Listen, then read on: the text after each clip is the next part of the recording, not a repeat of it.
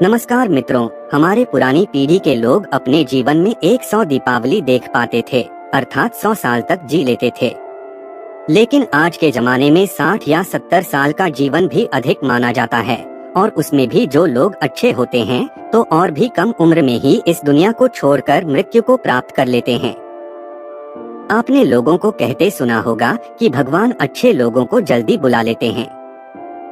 लेकिन क्या आपको पता है कि ऐसा क्यों होता है? क्यों दूसरों का भला करने वाले और अच्छे लोग बुरे और दुष्ट लोगों की तुलना में जल्दी मृत्यु को प्राप्त करते हैं? आपने लोगों को यह भी कहते हुए सुना होगा कि इस भले इंसान को इतनी जल्दी मौत क्यों आ गई और वह दुष्ट पापी अभी तक मरता क्यों नहीं है। क्या सच में ऐसा होता है? क्या सच में इसका कोई कारण है?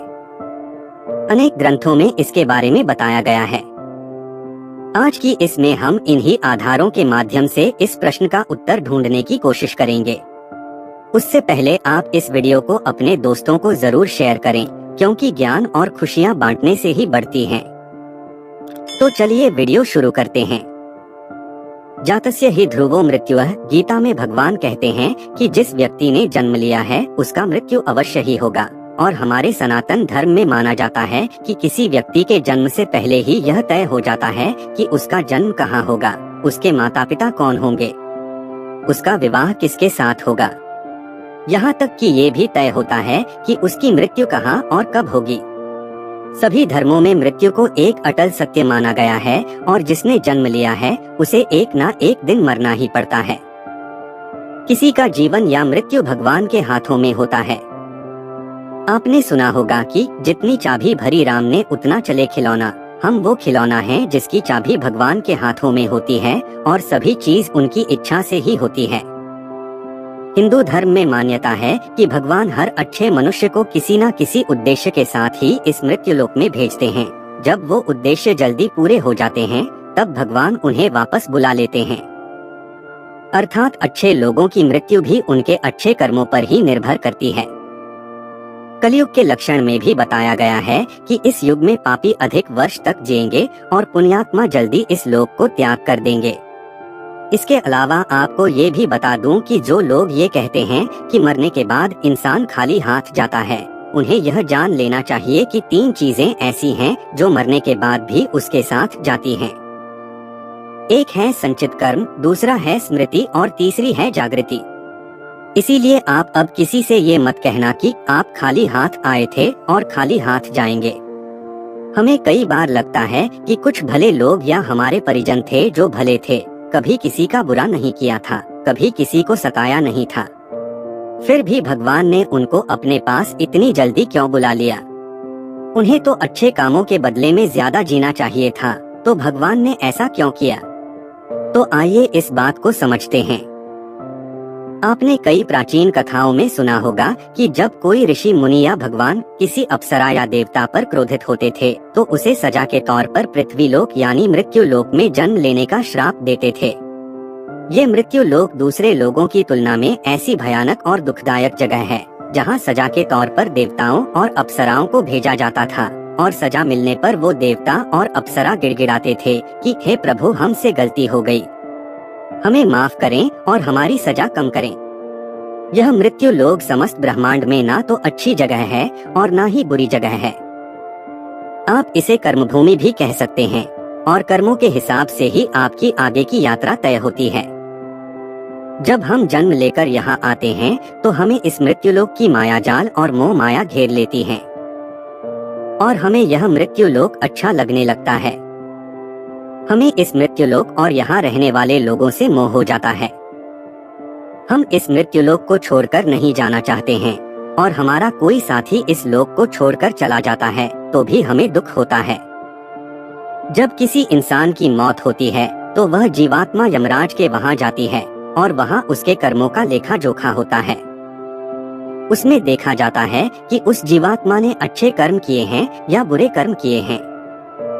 अगर किसी जीवात्मा ने मृत्यु लोक में बहुत बुरे कर्म किए हैं, बहुत ज्यादा लोगों को सताया है, लूटा है, दुख पहुंचाया है, तो उसे दूसरे जन्म में उन सभी के साथ हिसाब चुकता करना पड़ता है, और उसी कारण उस जीवात्मा को लंबा जीवन काल मिलता है। यदि जीवात्मा ने अच्छे कर्म किए हैं तो उसे अगले जन्म में कम सांसें दी जाती है। कई लोग कहते हैं कि अच्छे काम करने वाले को लंबा जीवन देना चाहिए और बुरे काम करने वालों को कम जीवन देना चाहिए। लेकिन भगवान ने जो व्यवस्था बनाई है वह सही और उत्तम है, क्योंकि इस मृत्युलोक में रहना और जीवन व्यतीत करना हमारा लक्ष्य नहीं है। हम जीवात्माओं का अंतिम लक्ष्य तो परम पवित्र बनकर मोक्ष प्राप्त करना है और परमेश्वर का सानिध्य प्राप्त करना है। हर एक जन्म के साथ हमें अवसर मिलता है कि हम अपनी चेतना के स्तर को अच्छे काम करके ऊपर उठाएं, क्योंकि हम बुरे काम करते हैं तो हमारी चेतना का स्तर नीचे जाता है और हमें हजारों और कई बार तो करोड़ों सालों तक इस मृत्युलोक में दुखों को झेलना पड़ता है। कहा जाता है कि एक जीवात्मा को 84 लाख बार इस संसार सागर के चक्कर काटने पड़ते हैं, तब जाकर उसे मोक्ष मिलता है। लेकिन जो जीवात्मा अच्छे हैं, भले काम करते हैं, वह जीवात्मा जल्द से जल्द शुद्धता प्राप्त कर लें और कुछ ही जन्मों में के बाद मोक्ष प्राप्त कर लेते हैं। इसीलिए परमात्मा उनका जीवन काल कम रखता है, ताकि वह जीवात्मा इस मृत्युलोक के कष्टों को कम सहन करें और परम धाम में जाकर परम शांति और परम आनंद को प्राप्त करें।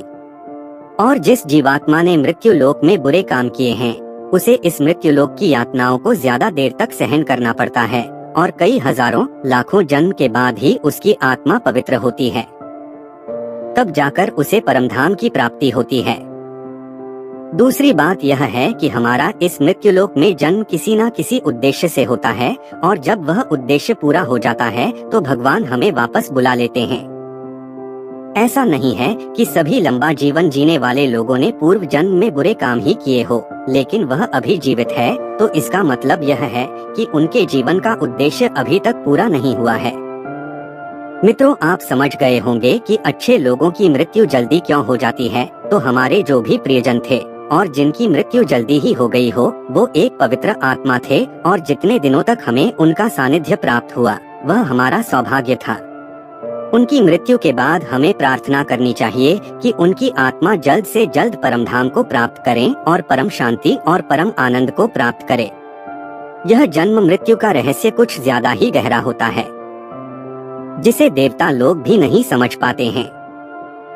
इसीलिए मित्रों, आज से अपने जीवन को सार्थक बनाने के लिए अपने गलत आदतों को छोड़कर अच्छे आदत अपनाएं, धर्म और तपस्या में मन लगाएं, क्योंकि ईश्वर सर्वशक्तिमान है और वही हमारा बेड़ा पार कर सकता है।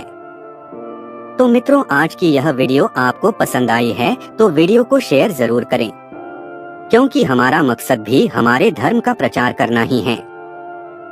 इसलिए 5 लोगों तक यह वीडियो जरूर पहुंचाएं। मिलते हैं अगले वीडियो में, तब तक के लिए नमस्कार।